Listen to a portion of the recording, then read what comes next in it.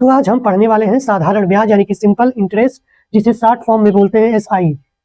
उससे पहले हम थोड़ा सा कुछ टर्मिनोलॉजी होती है जिसके बारे में हम जान लेते हैं। तो यहाँ पर हमने सबको नोट किया हुआ है। इसमें पहले हमने लिखा है मूलधन, जिसे इंग्लिश में प्रिंसिपल बोलते हैं, और इसका जो चिन्ह होता है P से दिखाते हैं। इसका मतलब क्या होता है? जब भी हम साधारण ब्याज कैलकुलेट करेंगे तो उसमें ये शब्द आपको मिलेंगे। तो मूलधन क्या होता है?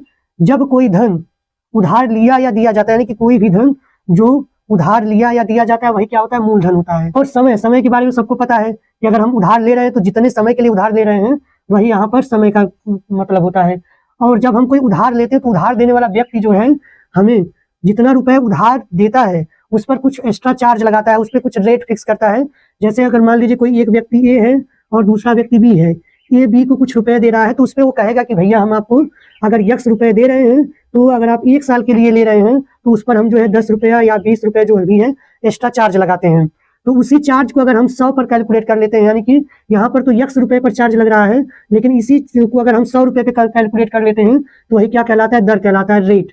इसको किस पर कैलकुलेट किया जाता है? हमेशा 100 पर। यानी कि अगर मान लीजिए कोई व्यक्ति है जो उधार दे रहा है 2% की रेट पर, तो इसका मतलब क्या है कि अगर कोई आदमी 100 रुपया ले रहा है उधार तो उसको जो है लौटाना पड़ेगा 102 रुपए, जो इसमें से 2 रुपया एक्स्ट्रा हो गया। तो ब्याज क्या होता है? यही जो 2 रुपया एक्स्ट्रा हो रहा है वही आपका ब्याज बनता है। यहाँ पे रेट और इंटरेस्ट में थोड़ा सा डिफरेंस है, हमारे कहने के अनुसार सेम लग रहा होगा, लेकिन यहाँ पे जो रेट होता है वो रेट क्या होता है? 100 पर कैलकुलेट किया गया होता है, और वो हमेशा क्या होता है? प्रतिशत में होता है, इस तरह से। यानी कि 100 रुपया पर कितना ब्याज मिल रहा है? 2 रुपया मिल रहा है, तो इसी को बोलते हैं कि ये 2% रेट हो गया है। लेकिन ब्याज क्या होता है? जिस भी रेट पर हम उधार लेते हैं उस रेट के हिसाब से हमको कुछ एक्स्ट्रा चुकाना पड़ता है। जितना भी हमने रुपया लिया हुआ है, जब उसको चुकाने की बारी आती है तो हम मूलधन यानी जितना उधार दिए हैं उससे कुछ ज्यादा चुकाते हैं, तो वो क्या होता है? रेट के हिसाब से एक्स्ट्रा चार्ज होता है, जिसे हम क्या बोलते हैं? ब्याज बोलते हैं। और जब यहाँ से जब हम लौटाते हैं तो लौटाया हुआ धन जो होता है उसमें मूलधन प्लस जो एक्स्ट्रा चार्ज यानी कि ब्याज ऐड होता है। तो इन दोनों को जब हम ऐड कर देते हैं तो इसी चीज को बोला जाता है मिश्र धन। क्लियर है? इंग्लिश में इसे बोलते हैं अमाउंट, और इसे दिखाते किससे हैं? ए से। इतनी बात क्लियर हो गई। अब हम थोड़ा सा जान लेते हैं कि साधारण ब्याज क्या होता है। अब तक हमने क्या जाना था? मूलधन क्या होता है, रेट क्या होता है, और ब्याज क्या होता है, समय का क्या मतलब होता है साधारण ब्याज में, उसको हमने जान लिया है। अब हम जानेंगे कि साधारण ब्याज क्या चीज होती है। ब्याज का मतलब हमने जान लिया, लेकिन यहाँ पर एक शब्द है साधारण, यानी कि साधारण ब्याज क्या होता है?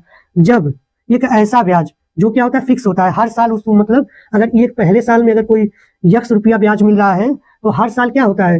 दूसरे साल में, यानी कि पहले साल में x रुपए है तो दूसरे साल में भी x रुपए रहेगा, और दूसरे साल में टोटल मिला के कितना हो जाएगा? 2x हो जाएगा। यानी कि हर साल का जो ब्याज होता है फिक्स होता है। तो ऐसे ब्याज को क्या बोलते हैं? साधारण ब्याज बोलते हैं। अब इसका फार्मूला कैसे आता है उसको देख लेते हैं। दर यानी कि फाइनल किससे दिखाते हैं? R से दिखाते हैं। अब इस R का मतलब क्या है? मान लीजिए कि हम 100 रुपया उधार लेते हैं और उसका रेट कितना है? 8 रुपए है, यानी कि 100 रुपए पर कितना एक्स्ट्रा देना पड़ रहा है? 8 रुपए एक्स्ट्रा देना पड़ रहा है। यहाँ से हम 1 रुपए पर निकाल सकते हैं। 1 रुपए के लिए कितना हो जाएगा ब्याज? 8/100 हो जाएगा। तो P रुपए के लिए कितना हो जाएगा? P इंटू 8/100 रुपए। अगर मान लीजिए T समय के लिए ब्याज पूछ दिया जाए तो कितना हो जाएगा? T समय के लिए ब्याज, यानी कि हम क्या कर देंगे? गुणा कर देंगे उधर T, तो इधर क्या आ जाएगा? PRT/100।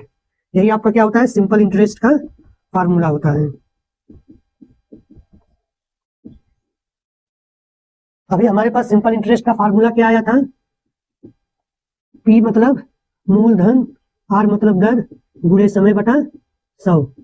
ये आपका फार्मूला होता है। अगर आपको फार्मूला याद है तो ठीक है, आप फार्मूले से भी सवाल सॉल्व कर सकते हैं, लेकिन हम यहाँ पर एक आपको बेस्ट अप्रोच बताएंगे, जिससे अगर आपको रेट पता है यानी दर पता है तो वहां से आप आसानी से सवाल को कैलकुलेट कर सकते हैं। साधारण ब्याज में होता क्या है? जैसे यहाँ पर अगर हमने मान लिया है कि मूलधन कितना मान लिया है? 100 रुपए। अगर हम मूलधन 100 रुपया मांगते हैं तो यहाँ से अगर आपका जो रेट है वो कितना है? 8 है। रेट आपका कितना है? 8% है। तो 100 रुपया पर जो 8% के रेट के हिसाब से साधारण ब्याज क्या बनेगा? 8 रुपए बनेगा। कितना बनेगा? 8 रुपए। तो जो आपका अमाउंट आएगा वो कितना हो जाएगा? 100 प्लस 8% हो जाएगा। ये बात हमेशा याद रखेंगे। अगर हम मूलधन को P मान रहे हैं और रेट R है तो उसका जो साधारण ब्याज आता है 100 रुपए पर कितना आता है? R आता है, और जो अमाउंट होता है वो 100 प्लस 8% होता है। किसका होता है? इसके हिसाब से। आगे चलेंगे, जब मान लीजिए हम अमाउंट को कितना, मूलधन को 1000 मान ले रहे हैं और आपका रेट यहाँ पर कितना मान लीजिए, अगर हम यहाँ पर 10% मान लेते हैं, क्या मान लेते हैं 10%, तो आपका जो SI यानी कि साधारण ब्याज आएगा वो कितना आएगा, यानी कि आप पहले के नियम के हिसाब से क्या, अगर 100 रुपए था तो 8% पर सिंपल इंटरेस्ट कितना आ रहा था, R आ रहा था, तो 1000 पर 10% का कितना आ जाएगा। यहाँ से आप क्या करेंगे, इसको निकालने का सिंपल सा तरीका, जो ये आपको 1000 दिख रहा है, आप सिंपल इसको क्या बनाने की कोशिश करेंगे, 100 रुपए। तो यहाँ से अगर हम 100 रुपये इसको बनाने की कोशिश करें तो यहाँ देख रहे हैं कितने गुना हो रहा है, 10 गुना हो रहा है। जब यह 10 गुना हो रहा है तो यहाँ से जो रेट भी हुआ होगा कितना गुना होगा, 10 गुना हुआ होगा। तो यहाँ पर जो आपका SI होगा वो भी कितना हो जाएगा, 10 गुना, यानी कि 10R हो जाएगा। क्लियर है। और तब यहाँ से आपका जो अमाउंट निकल कर आएगा वो कितना आ जाएगा, कितना होगा, 110%।